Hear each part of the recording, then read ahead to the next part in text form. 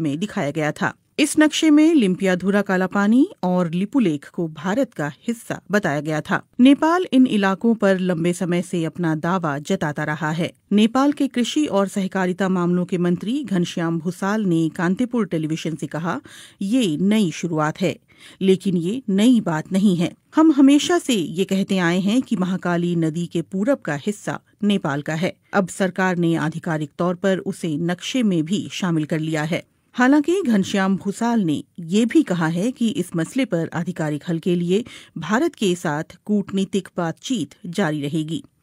माना जा रहा है कि दोनों देशों के बीच विदेश सचिव स्तर की बातचीत कोविड-19 संकट के खत्म होने के बाद हो सकती है। सोमवार को हुए नेपाली कैबिनेट के फैसले के बाद माना जा रहा है कि नेपाल की सरकार अपने अधिकारियों और स्थानीय निकायों को सरकारी दफ्तरों में इस नए नक्शे के इस्तेमाल के लिए कहेगी। इस नक्शे को शैक्षणिक संस्थानों में भी पढ़ाया जाएगा और दूसरे साझेदारों के साथ शेयर किया जाएगा। कालापानी और गुंजी के रास्ते लिपुलेख तक नई सड़क के उद्घाटन के भारत के एकतरफा फैसले के बाद नेपाल ने कालापानी और लिपुलेख क्षेत्रों पर अपने पुराने दावों को फिर दोहराया और काठमांडू में भारत के राजदूत और भारतीय विदेश मंत्रालय को नेपाल की चिंताओं से अवगत कराया था। इससे पहले नेपाल ने कहा था कि भारत ने जिस सड़क का निर्माण उसकी जमीन पर किया है, वो जमीन भारत को लीज पर तो दी जा सकती है, लेकिन उस पर दावा नहीं छोड़ा जा सकता।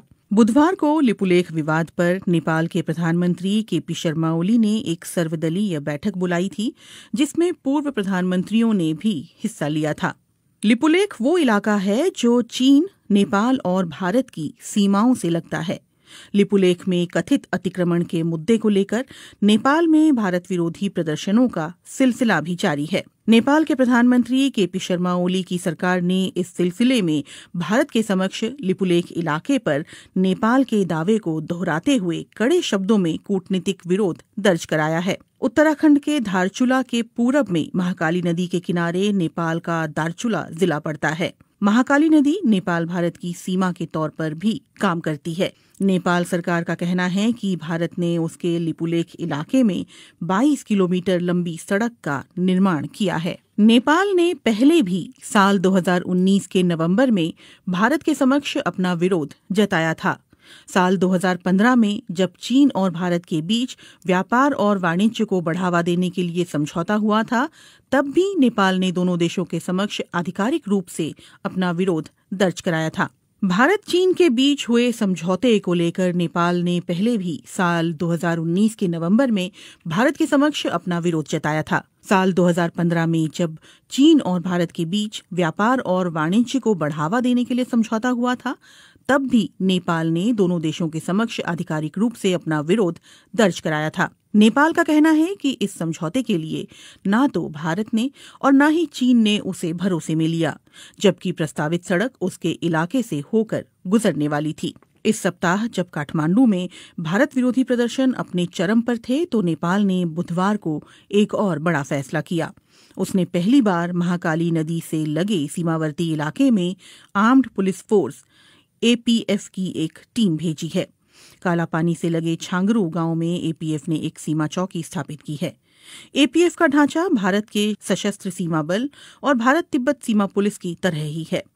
साल 1816 में हुई सुगौली की संधि पर दस्तखत के 204 साल बाद नेपाल ने आखिरकार 3 देशों की सीमा से लगने वाले अपने इस इलाके की सुरक्षा के लिए कदम उठाया है। 2 साल तक चले ब्रिटेन नेपाल युद्ध के बाद सुगौली की संधि हुई थी, जिसके तहत महाकाली नदी के पश्चिमी इलाके की जीती हुई जमीन पर नेपाल को अपना कब्जा छोड़ना पड़ा था। कालापानी विवाद के बाद इस सप्ताह लिपुलेख को लेकर काठमांडू में हुए विरोध प्रदर्शन और भारत नेपाल के कूटनीतिक घमासान से एक बार फिर दोनों देशों के संबंधों में खटास आ गई है। हालांकि विवाद के कुछ एक मुद्दों को छोड़ दें तो दोनों देशों के संबंध हाल के समय में तकरीबन मधुर ही रहे हैं।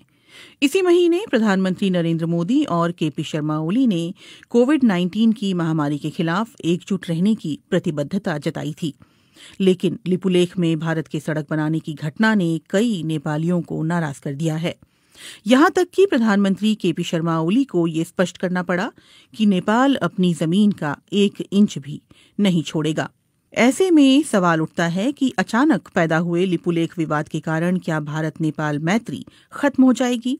महाकाली नदी के उद्गम वाला ये पहाड़ी इलाका नेपाल के लिए इतना महत्वपूर्ण क्यों है? और ये सवाल भी उतना ही मायने रखता है कि लिपुलेख भारत के लिए भी रणनीतिक दृष्टि से इतना अहम क्यों है? नेपाल भारत संबंधों पर कई भारतीय विश्लेषकों का कहना है कि सभ्यता, संस्कृति, इतिहास और भूगोल की दृष्टि से कोई भी दो देश इतनी नजदीकी नहीं रखते हैं जितने कि भारत और नेपाल हैं। लेकिन 1800 किलोमीटर लंबी सीमा पर दोनों देशों के दरमियान कभी न खत्म होने वाले कई सीमा विवाद भी हैं। दोनों देशों की सरहद ज्यादातर खुली हुई और आड़ी तिरछी भी है। हालांकि अब सीमा पर चौकसी के लिए सुरक्षा बलों की तैनाती बढ़ी है। मुश्किल इस बात को लेकर ज्यादा है कि दोनों देशों की सीमाओं का निर्धारण पूरी तरह से नहीं हो पाया है। महाकाली यानी शारदा और गंडक यानी नारायणी जैसी नदियां दोनों इलाकों में सीमांकन तय करती हैं। वहां मॉनसून के दिनों में आने वाली बाढ़ से तस्वीर बदल जाती है। नदियों का रुख भी साल दर साल बदलता रहता है। कई जगहों पर तो सीमा तय करने वाले पुराने खंभे अभी भी खड़े हैं, लेकिन स्थानीय लोग भी उनकी कद्र नहीं करते। सामान्य परिस्थितियों में लोगों का एक देश से दूसरे देश आना जाना लगा रहता है। भारत और नेपाल के सर्वे अधिकारी और टेक्नीशियंस सालों की साझा कोशिश के बावजूद अभी तक कोई ऐसा नक्शा नहीं बना पाए हैं जिस पर दोनों देश सहमत हों। नेपाल के सर्वे विभाग के पूर्व महानिदेशक बुद्धिनारायण श्रेष्ठ की रिपोर्ट के मुताबिक साल 1850 और 1856 में भारत और नेपाली अधिकारियों ने मिलकर एक नक्शा तैयार किया था। बुद्धिनारायण श्रेष्ठ के मुताबिक महाकाली नदी लिम्पियाधुरा कालापानी से उत्तर पश्चिम में 16 किलोमीटर दूर से निकलती है और सुगौली की संधि में इस नदी को दोनों देशों की सरहद करार दिया गया था। इसलिए इससे साबित होता है कि कालापानी नेपाल का हिस्सा है। लेकिन भारत इन नक्शों को सबूत के तौर पर स्वीकार करने से इनकार करता है। भारतीय पक्ष का कहना है कि इसकी जगह 1875 के नक्शे पर विचार किया जाना चाहिए, जिसमें महाकाली नदी का उद्गम कालापानी के पूर्व में दिखलाया गया था।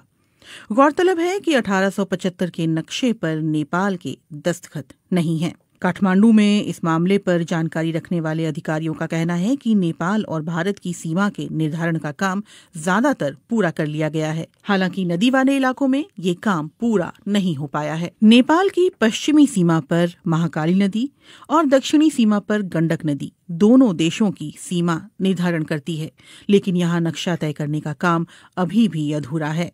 दोनों देशों के सर्वे अधिकारी और टेक्नीशियंस महाकाली और गंडक नदी पर सीमांकन के बिंदुओं के निर्धारण पर सहमत नहीं हो पा रहे हैं, क्योंकि नदियों के बहाव की दिशा बदलती रहती है। इन नदियों का रुख बीते दशकों में लगातार बदलता रहा है। लिपुलेख का विवाद ऐसे ही इलाके से जुड़ा हुआ है। नेपाल का कहना रहा है कि लिपुलेख पर्वत महाकाली नदी के पूर्व में स्थित है, जिसकी वजह से कुदरती तौर पर ये इलाका नेपाल का हिस्सा बन जाता है।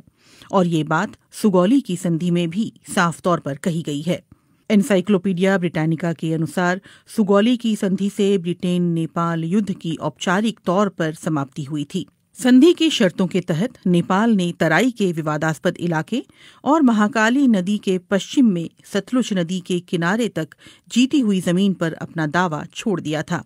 अगर सुगौली की संधि ये स्पष्ट रूप से कहती है कि महाकाली नदी का पूर्व का इलाका नेपाल का है, तो फिर समस्या कहाँ है? नेपाली इतिहासकारों और सर्वे अधिकारियों का कहना है कि दोनों देशों के बीच गलतफहमी इस बात को लेकर है कि महाकाली नदी का उद्गम स्थल कहाँ है, और विवाद की जड़ यही है। इसीलिए सवाल उठता है कि महाकाली नदी कहाँ से निकलती है, लिम्पियाधुरा की पहाड़ियों से या फिर लिपुलेख से? गुंजी गांव के पास जहां लिपुलेख जाने वाली सीमा सड़क बीते शुक्रवार खोली गई थी, वहां दो छोटी नदियां आकर मिलती है। एक धारा दक्षिण पूर्व के लिम्पियाधुरा की पहाड़ियों से निकलकर आती है, तो दूसरी धारा दक्षिण में लिपुलेख से आती है। नेपाल के विशेषज्ञ और अधिकारियों का कहना है कि महाकाली नदी लिम्पियाधुरा से निकलकर उत्तर पश्चिम में भारत के उत्तराखंड की ओर बढ़ती है, लेकिन इसके ठीक उलट भारतीय पक्ष का कहना है कि महाकाली नदी का रुख नेपाल की ओर उत्तर पूर्व में है। उनका कहना है कि लिपुलेख से निकलने वाली जलधारा ही दरअसल महाकाली नदी का स्रोत है और इसी से दोनों पड़ोसी देशों की सीमाओं का निर्धारण होता है। 8 मई को लिपुलेख के लिए सड़क मार्ग खोले जाने के बाद आई नेपाल की कड़ी प्रतिक्रिया पर भारत ने इस फैसले का बचाव करते हुए कहा कि किसी भी नेपाली क्षेत्र का अतिक्रमण नहीं किया गया है और ये सीमा सड़क कैलाश मानसरोवर की पारंपरिक धार्मिक यात्रा के रूट पर ही बनाई गई है। लेकिन नेपाली इतिहासकारों, अधिकारियों और जहां से भारत ने 8 मई को लिपुलेख जाने वाली सड़क का रास्ता खोला है, यानी गुंजी गांव के लोगों का ये कहना है कि नेपाली पक्ष के पास इस बात को लेकर पर्याप्त सबूत हैं कि सुगौली की संधि के अनुसार लिपुलेख और उस इलाके के कई गांव नेपाली क्षेत्र में आते हैं। विवाद दूसरे इलाकों को लेकर भी है। नेपाल की सरकार लगातार इस बात पर जोर देती रही है कि लिपुलेख और गुंजी गांव के अलावा भारत ने महाकाली नदी के उत्तर में उससे लगे कई इलाकों पर भी अपना कब्जा कर रखा है, जिसमें कालापानी भी शामिल है। कालापानी में भारत चीन युद्ध के दौरान 1950 में आईटीबीपी ने अपनी चौकी स्थापित की थी। इसके अलावा सुदूर पश्चिम में स्थित लिम्पियाधुरा को लेकर भी दोनों देशों के बीच विवाद है। वहीं नेपाल की राष्ट्रीय राजनीति में 3 दशक से भी ज्यादा समय से महाकाली कालापानी का मुद्दा उठता रहा है। नेपाल के सर्वे विभाग के अधिकारियों का कहना है कि लिपुलेख और कालापानी हिमालय क्षेत्र के सुदूर इलाके हैं जहां पहुंचना बहुत मुश्किल है और वहां कोई इंसानी आबादी नहीं रहती। यही वजह है कि नेपाल ने वहां सीमा सुरक्षा चौकी स्थापित नहीं की। अधिकारी ये भी कहते हैं कि सुगौली की संधि के अलावा नेपाल के पास और भी सबूत हैं, जिनमें संधि पर दस्तखत से पहले ब्रितानी अधिकारियों को लिखी चिट्ठी और उस दौर के दस्तावेज शामिल हैं। नेपाल कालापानी और गुंजी के स्थानीय लोगों की मालगुजारी रसीद और नेपाली मतदाता होने का पहचान पत्र भी सबूत के तौर पर दिखा रहा है।